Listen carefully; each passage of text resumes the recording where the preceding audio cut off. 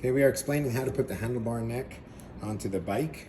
The main thing we do is to put the bike on the ground so that it doesn't move at this point anymore. I like to go over the top so we hold it firmly, and then we also have to start releasing the lever so we can get an angle of 90 degrees, because in the bottom is where we see the screw. Over there, in between. Okay.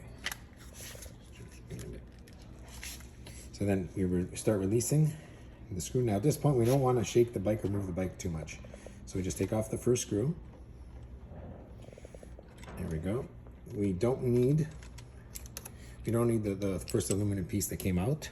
And the black piece, we put it back in. And the screw, we don't even need this anymore. We get rid of it. And we simply just drop this down lightly. You see it fit down very nicely. Show the angle please here. See the gap is very, very minimal, as is right away. We put the same tool down the middle of the shaft in here. And then here's where we got to just play with it a bit until you get the feeling of the screw. Now I think I got it. So I start turning, position over here please. And we start showing that the gap is going to slowly start decreasing if I'm in the screw properly.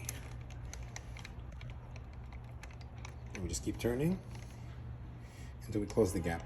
Now it's getting harder to turn the handlebars, the tool, and the gap is pretty much gone everywhere. Now I could test to see how strong it is.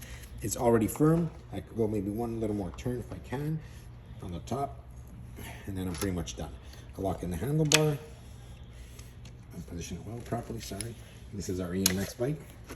Turn the handlebars, close it, and as we see now, I can bring up and down the bike. Nothing happened here. There's nothing loose. Nothing loose. No bearings. Very simple installation. That's all you need to do. But do not lift the bike. Do not move the bike. Keep a position between your legs if you need to. Just drop it down very calmly, very slowly, and tighten it down. Very simple. Thank you.